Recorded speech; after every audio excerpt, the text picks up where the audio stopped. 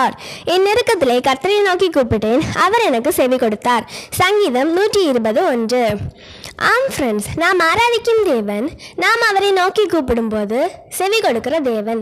சங்கீதக்காரர் இங்கே சொல்கிறார், நாம் நெருக்கத்திலே நமக்கு உதவி தேவைப்படும் போது, நம் நண்பர்கள் உற்றார் உறவினர் எல்லாம் கைவிடும் போது அவர் கண்டும் காணாதவர் போல இருப்பவர் இல்லை. எலியா பலிபீடத்தை செப்பனிட்டு பலி செலுத்தி தேவனை நோக்கி கூப்பிட்ட உடனே வானத்திலிருந்து பதில் கட்டளையிட்ட தேவன். நாம் நம்முடைய முழு இருதயத்தோடு உள்ளத்தின் ஆழத்திலிருந்து நாம் அவரை நோக்கி கூப்பிடும்போது அவர் நமக்கு செவி கொடுத்து நம் நெருக்கத்திலிருந்து விசாலம் உண்டாக்கி நம்மை விடுவிக்கிற தேவன். இன்று நாம் கூப்பிடும்போது நமது சத்தத்தை கேட்டு நமக்கு நன்மைகளை கட்டளையிடுவாராக. ஆமேன்.